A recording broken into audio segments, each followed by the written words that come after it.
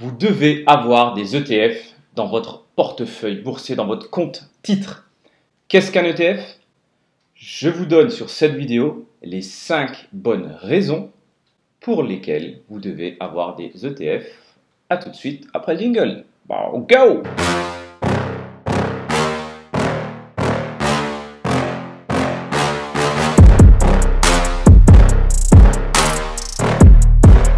Donc salut à tous, c'est Amarache, entrepreneur, investisseur en crypto, immobilier et bourse. Aujourd'hui donc dans cette vidéo bourse, on va parler des ETF et des 5 raisons pour lesquelles vous devez avoir des ETF dans votre compte titre et ou dans votre PEA. Avant tout les amis, je vous invite à vous abonner, à liker et à mettre la clochette. C'est plutôt important pour moi, pour me motiver et pour titiller l'algorithme de YouTube et que je puisse gagner en visibilité et faire grandir cette chaîne. Donc, restez bien jusqu'au bout de la vidéo. Je vous donne une raison bonus qui pourrait fort bien vous intéresser en fonction de vos convictions personnelles. Allez, on commence tout de suite par une petite définition d'un ETF. Un ETF, c'est quoi? Déjà, le mot ETF, Exchange Traded Fund, c'est un fonds donc qui est traité, qui est boursicoté, qui est traité en bourse. Donc, c'est aussi ce qu'on appelle un tracker. C'est donc un fonds que l'on peut suivre en bourse. Il permet ce fonds, donc un fonds, c'est un panier d'actions, de répliquer les résultats d'un indice, comme par exemple le CAC 40, il y aura des ETF CAC 40, l'idée c'est de répliquer les résultats du CAC 40, pareil pour les SP 500 pour les États-Unis, etc., le DAX en Allemagne. Alors, petite parenthèse très vite, en général, les fonds ne permettent pas de faire mieux, de gagner par rapport à l'indice qu'ils répliquent. Allez, je referme la parenthèse. Donc, ils existent depuis 1990. C'est vraiment pas nouveau, donc on n'a pas d'inquiétude à avoir à ce niveau-là. Bien évidemment, au départ, c'était surtout pour les institutionnels, donc les grosses banques, les gros fonds d'investissement.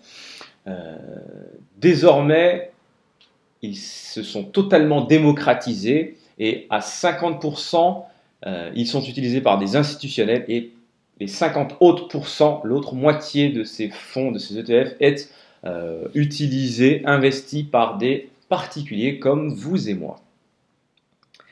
Il y a 10 trilliards de dollars qui sont investis et les ETF connaissent une croissance de 22% par an sur les 5 dernières années, ce qui est plutôt pas mal.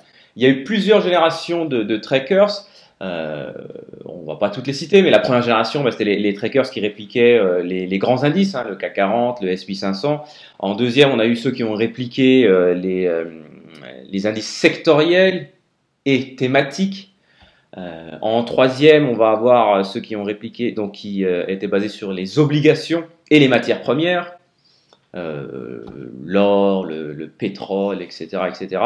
Il y en a eu d'autres, certains qui sont basés sur des contrats à terme, des ventes futures, etc., qui personnellement ne me plaisent pas trop, etc. Et puis le dernier, né 2021, aux États-Unis, autorisation de faire un trackers. Je vous le donne en 1000. Est-ce que vous avez deviné? Un trackers Bitcoin. Forcément, ça suit. Allez, maintenant, on rentre dans le vif de la vidéo, à savoir les 5 bonnes raisons. Première bonne raison pour laquelle vous devez avoir des ETF dans votre portefeuille, je dis bien des ETF et je ne dis pas que des ETF, c'est pour le faible coût. Pour un ETF, on regarde deux coûts. Les frais de gestion globale et les frais de courtage.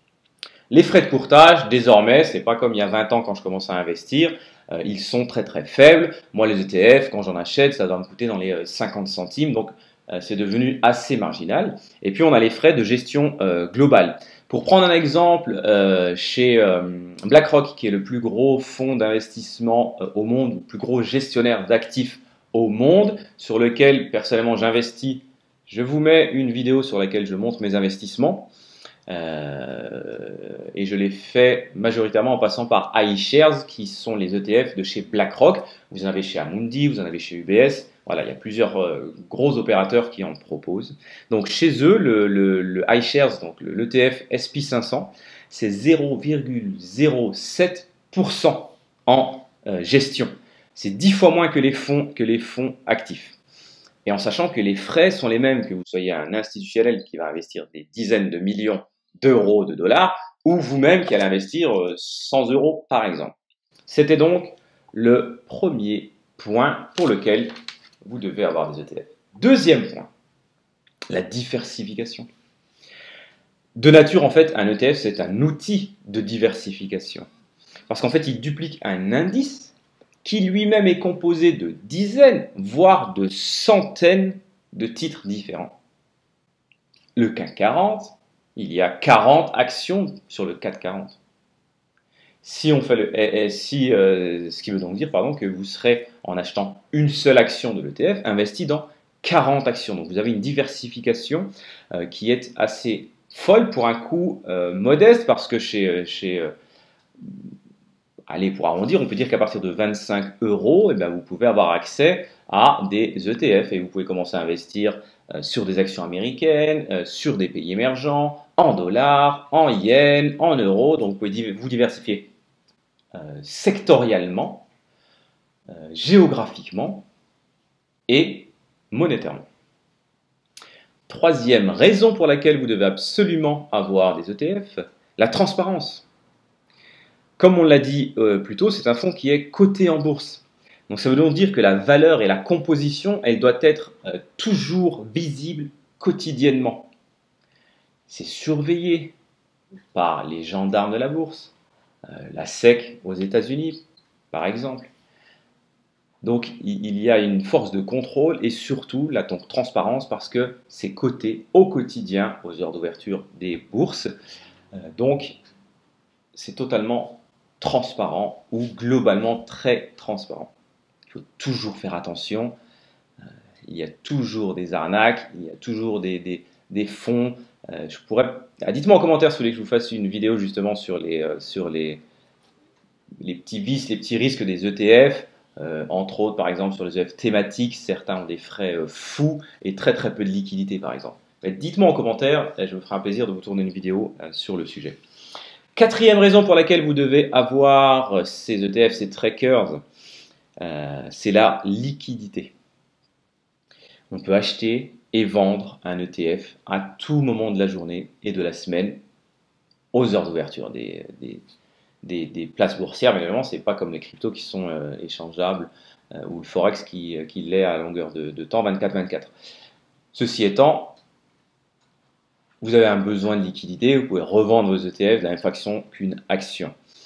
Ce n'est pas quelque chose qui est bloqué ou sur lequel qu'on peut retrouver justement ce que je disais avant sur éventuellement certains ETF thématiques où il y a très très peu de liquidité, très peu d'échanges, ce qui fait que la valeur est peu liquide. Ce qui donne une liquidité, c'est le fait qu'il y ait beaucoup d'échanges. Quand on a beaucoup d'acheteurs et beaucoup de vendeurs, il y a des dizaines, des milliers de transactions à la minute. Donc, ce qui fait que quand vous allez vouloir placer la vôtre à l'achat ou à la vente, elle va passer tout de suite en instantané et vous pouvez récupérer vos fonds en monnaie fiat, donc en euros, en dollars, etc.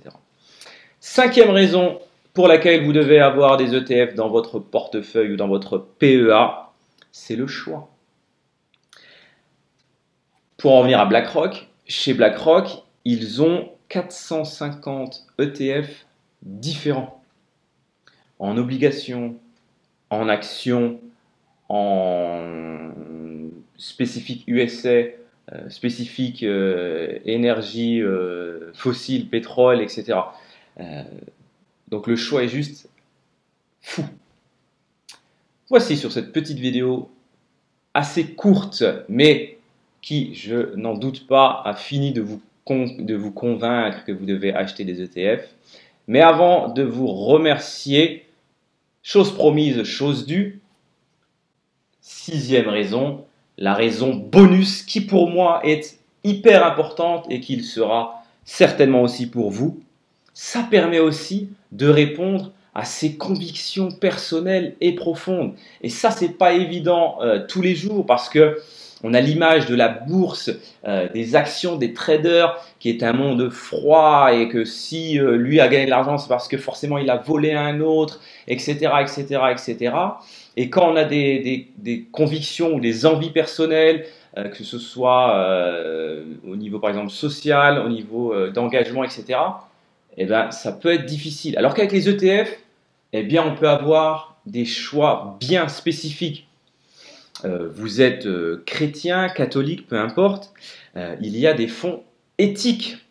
Vous êtes écolo, et on l'est tous de plus en plus, et bien, il va y avoir des ETF sur les énergies renouvelables. Et donc, on va investir, faire fructifier un capital, gagner des dividendes, et en même temps, aider les sociétés qui se battent dans les secteurs qui nous intéressent. Vous êtes musulman, vous allez avoir des ETF spécifiques fonds islamiques. Je vous remets aussi là une vidéo sur laquelle je vous montre certains des ETF. Ben, c'est exactement ce que je fais. Allez la découvrir, vous allez être pour certains surpris et pour d'autres, ben, vous allez trouver des voies d'investissement que vous n'avez peut-être pas imaginées. Allez-y vraiment, elle est super intéressante cette vidéo.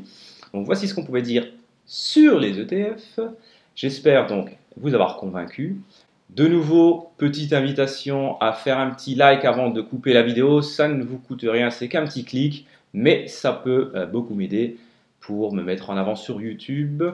Merci par avance. À très vite pour une nouvelle vidéo. Ciao, ciao.